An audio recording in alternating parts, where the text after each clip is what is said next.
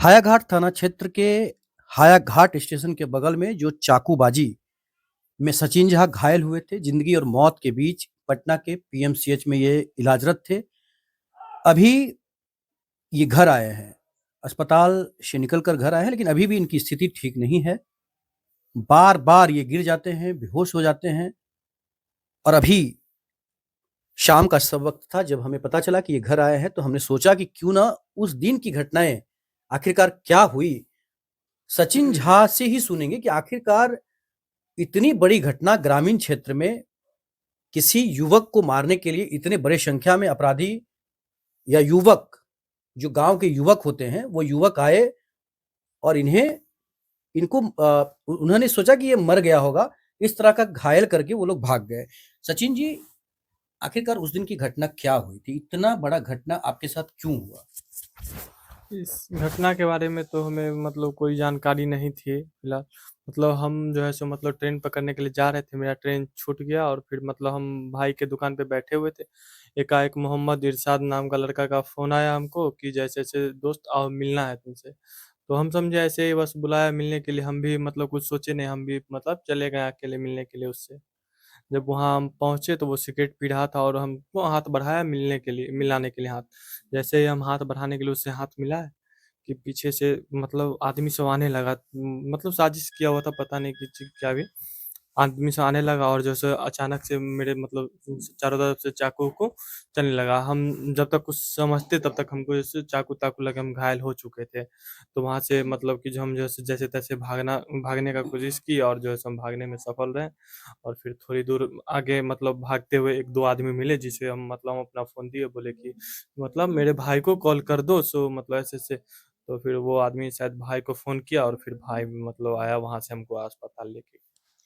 तो ये जो चाकू था, चाकू जो घर में सब्जी काटते हैं वो चाकू था या फिर कोई धारदार चाकू था? धारदार चाकू था वो, जो मतलब मतलब चाकू और कुछ हथियार वगैरह था, जो मतलब एक ठो पीछे से मतलब कोई मारा हमको पीछे से, हम नहीं देख पाए। हम्म, उसके बाद फिर अचानक से सब चाकू ताकू चलाने लगा, हम्म। धारदार चाकू।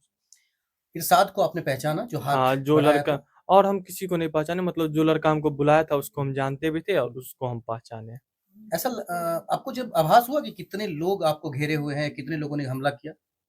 हाँ, 10-12 लोग, 15 लोग आभास होंगे। हो रहा था हाँ, कि होंगे। ज्यादा संख्या में लोग हैं। हाँ, बहुत वो से। क्या क्या बोल रहे थे कि मार दो सचिन को, या फिर ऐसा क्या बात कर बस रहे थे? ऐसे ही मारो इसको, खींच के ले चलो यहाँ से, बस यही सब बोल रहा था। अच्छा, हाँ, मर्डर कर दो या मार दो, ऐसा भी बोल रहे मार थे? दो, मारो मारो मारो करके चिल्ला रहा था और बोल रहा था कि इसको खींच के यहाँ से ले चलो। अच्छा, दिन का ये कितने बजे का लगभग बात दस होगा? 10 से 11 बजे। 10-11 बजे? तो 10 से 11 बजे तो वहाँ मतलब पब्लिक ज्यादा, मतलब क्राउड ज्यादा रहता है ना, क्योंकि हायाघाट स्टेशन आदमी भी है। था, कुछ आदमी था, लेकिन वहां पे मतलब कोई मदद के लिए भी नहीं आया। लोग डर गए होंगे। हाँ, जो भी हो, न कोई नहीं आया वहां मदद के लिए, देख तो रहे थे। मेनली आपको क्या लग रहा है, ये इरशाद से ही आपका कोई दुश्मनी था? उससे कोई दुश्मनी तो नहीं था मेरा। तो हमला का किसी ने सुपारी दिया होगा कि सचिन को मारना है? हो सकता है, पता नहीं। आपको क्या लगा कि आखिरकार आपके ऊपर हमला क्यों हुआ? बहुत सारे युवक वहां जा रहे होंगे, आ रहे होंगे, आपको क्या पता चले कि आखिरकार आपको ही क्यों टारगेट किया गया? वही तो हमको अभी तक समझ में नहीं आया कि मतलब अगर पता रहता ऐसा तो फिर वहां हम जाते ही नहीं। चाहे हम आदमी को लेके जाते, भाई को लेके जाते, हमको तो बस ऐसे ही कैजुअली जैसे दोस्त के नाते आप जैसे बुलाया वैसे हमको बुलाया गया और ऐसे कर कितना दिया। नाम है आपका? क्या मेरा? आपका, हाँ। बस सचिन कुमार झा। सचिन ही लोग जानते हैं। हम्म। कितने जगह पे चाकू लगा था और कितना टका था, बताएं जरा। 6 जगह लगा हुआ था चाकू। चाकू कहाँ कहाँ? सिर में 3 जगह था हम्म, और एक यहाँ था हम्म। और पीछे था, एक कंधे पे था। खूब जोर से वार कर रहे थे या फिर? हाँ, जैसे तैसे चाकू चला रहे थे, फैट चला रहे थे और डंडा उंटा भी चला रहे थे, उतना हम देख नहीं, लेकिन चाकू लगा है। कितने दिन के बाद घर आए? अभी याद नहीं, लेकिन लग गया है 15-20 दिन लग गया। जिस सोलह तरह से सत्रह दिन आपके ऊपर हमला हुआ, क्या लग रहा है कि मामूली अगर कोई युवक होता या कोई फिर ऐसा बच्चा होता तो क्या बच पाता वो? नहीं, अगर हम वहां से भागते नहीं तो हम भी मारे जाते हैं, वहां से हम भागने में सफल रहे जो हम बच गए। तो क्या वो जो अटैकर थे उनका मोटिव था कि इसको छोड़ देना चाहिए नहीं नहीं। घायल करके? नहीं, क्या मोटिव लग रहा था वो उनका? मारने के मतलब इसे आए हुए थे। कितने भाई बहन हैं आप? एक भाई एक बहन। एक ही भाई है आप? क्या करते हो अभी? अभी पढ़ाई कर रहे हैं हम, किस चीज में? ग्रेजुएशन सेकेंड बार। अब जो ये घटना हुआ है तो डर लग रहा है? अभी शरीर कैसा है? आप जैसे हमने देखा कि गिर गए आप तो क्या मतलब अभी ठीक कैसे क्या लग रहा है? अभी डॉक्टर ने क्या कहा है आपको? डॉक्टर ने कहा अभी मतलब रेस्ट करने के लिए, कहीं जाने के लिए नहीं, खाने-पीने के लिए भी कुछ ऐसा-वैसा चीज़ नहीं, बस दाल-रोटी और खिचड़ी। उस दिन का मंज़र याद आ रहा है? हाँ, याद आ रहा है डर थोड़ा, लग रहा है अभी? लगेगा ही। अच्छा ये जो अफ़वाह उड़ा था कि सचिन का किसी लड़की के साथ कोई लफड़ा था, नहीं ऐसा इस वजह से सचिन के ऊपर अटैक हुआ है। नहीं, सचिन ने कुछ लड़कों को मतलब कुछ ऐसा किया जिस वजह से सचिन के ऊपर हमला हुआ। तो ये दोनों बात के बारे में आप क्या कहना चाहते हैं? नहीं ऐसा कोई बात नहीं है। ऐसा बात होता तो फिर आदमी तैयार रहता है उस वजह से कि अगर मान लीजिए झगड़ा ही करना है, तो उस वजह से आदमी तैयार रहेगा ना कि लड़ाई करना है, ऐसा कोई भी बात नहीं था। फिर भी फिर भी ये जो जितने लोग थे, हुँ, इसमें से किसी से बहस हुआ था? उससे नहीं। पहले किसी से बहस हुआ था? अचानक तो कोई हमला नहीं अगर करेगा ना? होगा भी ना तो हमको उस सबको मतलब हम पहचाने नहीं, बस हम एक इरशाद को पहचाने वहाँ पे, हुँ, जिससे हमको कुछ नहीं हुआ था आज तक। आज तक कुछ जितना भी नहीं हुआ था। नहीं, कुछ नहीं, अच्छा रिलेशन भी था, दोस्ती का रिलेशन कह सकते हैं कि जैसे मतलब बातचीत रास्ते में मिलता है तो वैसा था, और कुछ नहीं। अब उसके मन में क्या चल रहा है मेरे लिए वो तो हमको नहीं पता, लेकिन कुछ ऐसा नहीं था उसके साथ। तो क्या इन लोगों को आप आगे आने वाले दिनों में माफ़ करेंगे या फिर इनको सज़ा दिलवाएँगे? अब तो कानून जो करे सो करे।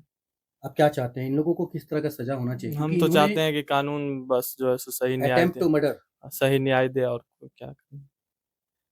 अब आगे मतलब आपको डर लग रहा होगा ना कि अगर डर तो लगेगा ही वाक़ई, ज़ाहिर-सी बात है सबको डर लगता है। ये सचिन हैं जितना सवाल हमने इनसे पूछा इन्होंने जवाब दिया है लेकिन जो मार्केट में चल रही थी बातें वो अलग ही चल रही थी। इस वजह से इनसे सवाल भी करना जायज़ था क्योंकि इन्हीं के ऊपर आरोप लग रहा था तो वो ज़रूरी था सवाल करना। सबसे बड़ी बात है कि आज के युवा जो एग्रेसिव मोड में घर से निकलते हैं, जिनको सामाजिकता का ज्ञान नहीं है या फिर उन्हें पता ही नहीं है कि कानून क्या है। ये बचेंगे, बच कर आए हैं। अब आगे आने वाले दिनों में इन्हें कुछ मतलब अच्छे से रहें, ये सबसे बड़ी बात है। लेकिन जो युवक जिन्होंने हमला किया, उनके ऊपर भी अटेम्प्ट टू मर्डर ही लगा है ना? पता नहीं अभी। इनको नहीं पता है। लेकिन अटेम्प्ट टू मर्डर जिस तरह से इनके ऊपर हमला हुआ, अब हायाघाट थाना के द्वारा जो त्वरित कार्रवाई की गई, जिसमें कुछ लोग गिरफ्तार हुए, कुछ लोगों ने डर से आत्मसमर्पण कर दिया।